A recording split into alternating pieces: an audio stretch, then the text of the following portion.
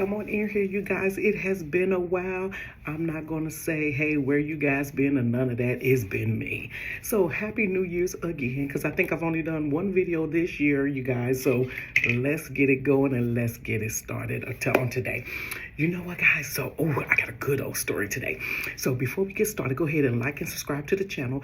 Click the bell for notifications, and also engage with me down in the comments, because you know I love the chitty chat. I hope you guys had an amazing New Year's. I hope everything been going great for you so far. Is a lot going on in the world. OMG. It is a lot going in the world. So you guys, during this time, just try to stay focused. Get the knowledge that you need that may affect you or affect your community. But don't become overwhelmed with all that's going on in the media. Because, honey, if you get caught up in all of that, it will take your mind on a whirlwind. So lately, this last week, I kind of pulled back from listening to the media and kind of gauging how much time I spend on social media, because it is information overload and it will make you totally upset seeing some of the things that is happening right before our eyes. So anywho, let's get into this story, you guys. So this story is a story about my son. So my son works at this dealership, right? And so he works at a car dealership. And so he, him and his coworkers or whatever were all working together. Now, mind you, on this job, a lot of the guys vape. And sometimes they use each other's vape if they don't have access to one, or if they left theirs in a car, or whatever the situation may be. So I can tell this story because it was all on the news. It was insane, you guys. Okay, so this guy that works there, we'll call him Bob. We'll call him Bob. So Bob used another guy's vape. He said, hey, can I use your vape? So we'll say it's Bob. Let me write the names down so I won't end up forgetting as we go along with the story. So Bob is the one that used the guy's vape.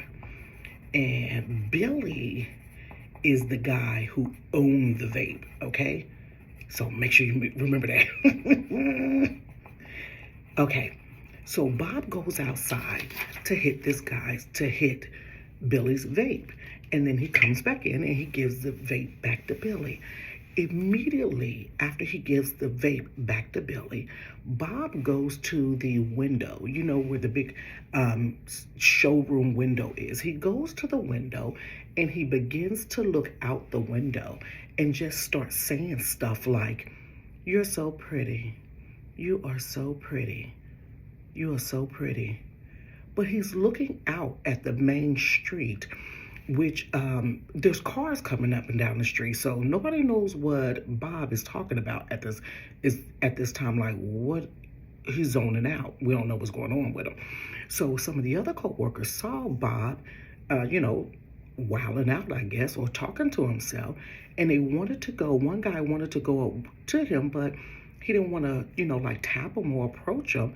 And so he just kind of asked him, like, hey, dude, are you okay? Now, mind you, Bob is about 21, 22 years old, young guy. And so Bob didn't answer. So Bob goes to his desk and he pulls out a pew gun. And when he pulls out the gun, he gets on the floor, you guys, and shoots. And so the sales guys all start moving away. Now, my son's not a salesperson. He works in the back. He's a mechanic. So he works in the back, and they heard a noise. But, there's so much noise going on back there. There's, they're taking out engines. They're using, like, those riveter things to take people's tires off. And so Bob shoots the gun again. By this time, the guys in the back was like, man, that's gunfire. So they all take out running out of the, the service entrance has that long garage thing that you pull your car up and then they drive your car out. So they all start running outside of there. So in the midst of all the mayhem, somebody calls the police and was like, what's going on up there? They're shooting. So the police come up there. There's a gazillion police because people do go postal and crazy at their jobs and shoot up. Somebody said they're shooting up at the dealership. So all these police officers start coming to the dealership. And so Bob, which is the one with the gun, some type of way he got outside, and the police are telling him to put the gun down. But he wouldn't put it down. He's like flipping the freak out, you guys. So one of the police officers that are there, saw and looked, and this is his best friend's son. So he's trying to convince this boy, put the gun down. And he said he was thinking in his mind, I'm going to have to, because Bob would not put the gun down. He's talking crazy. He's brandishing it, the whole 9 yards.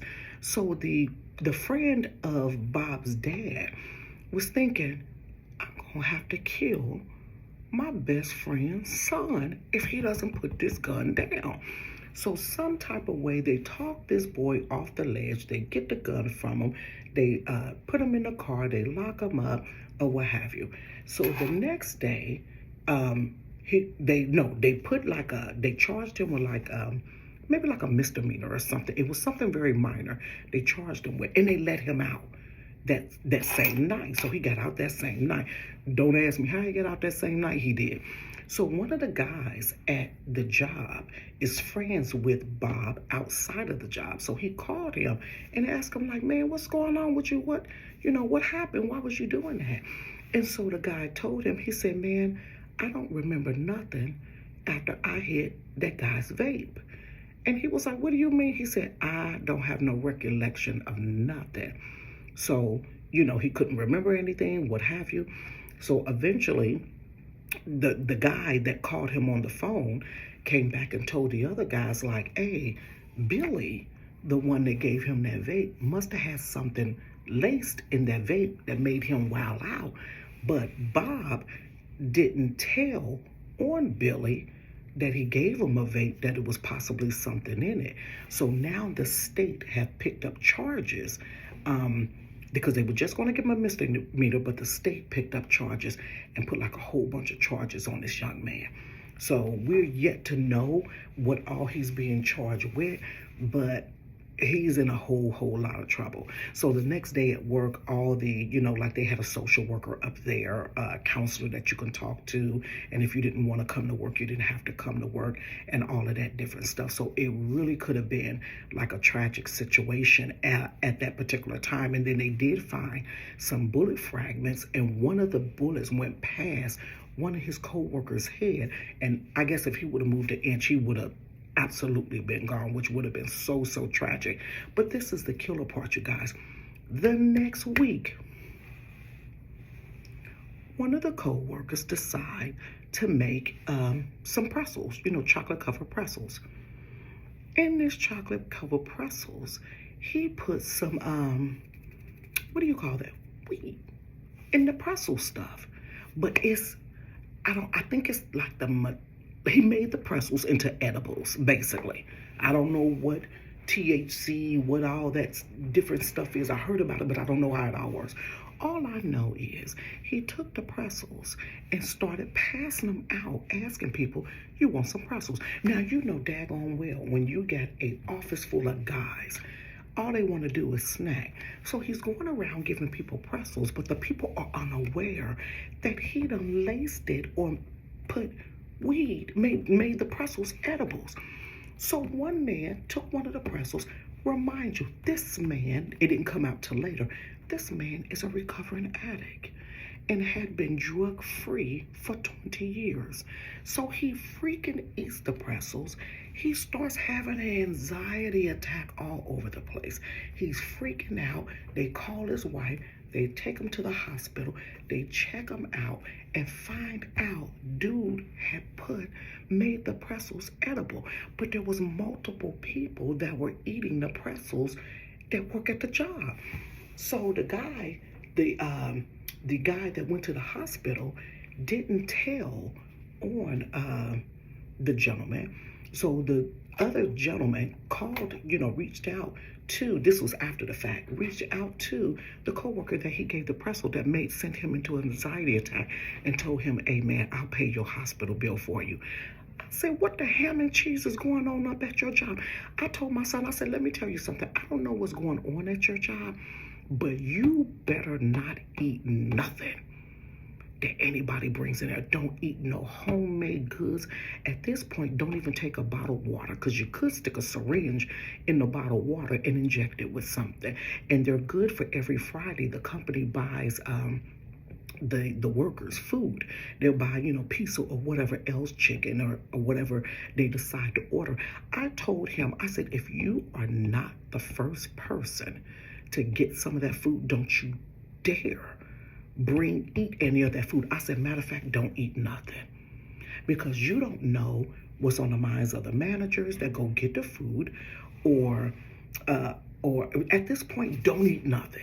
Don't take a piece of candy. Don't take a stick of gum. Definitely don't eat any potato chip, nothing that these people give you. Because what are you trying to do? Make everybody up there like dope fiends?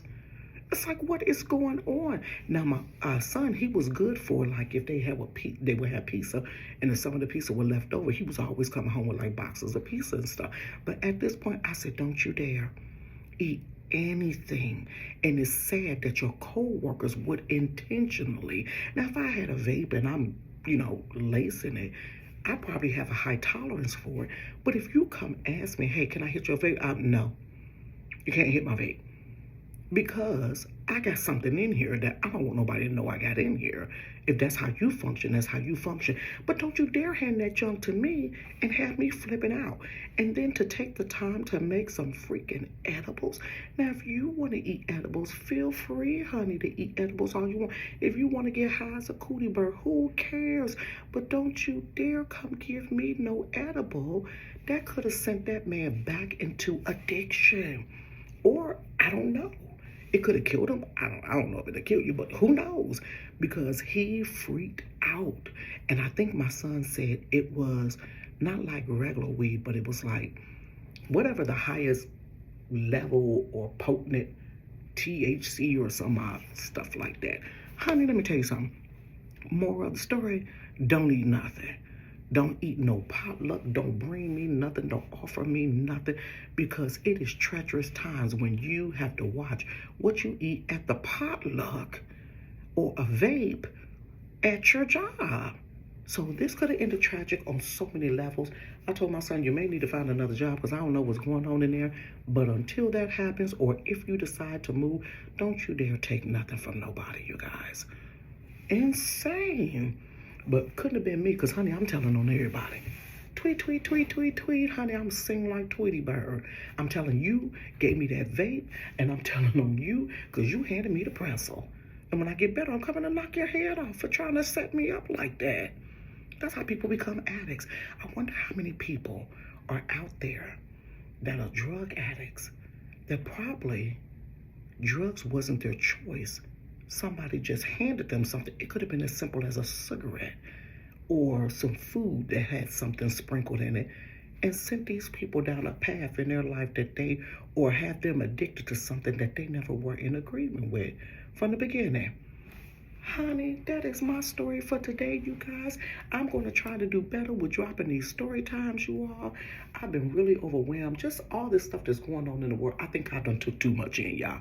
I done took too much in. And then I had, some things going on in my personal life, you guys, that was kind of shaking me up, but it's settling itself out now. So, you guys, I hope you have an amazing day.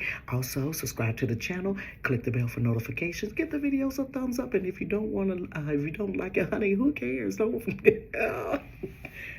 even do it. And engage with me down in the comments, you guys, because you know I love the chitty chat. You guys, I will see you on the next time. Take care of one another. Peace.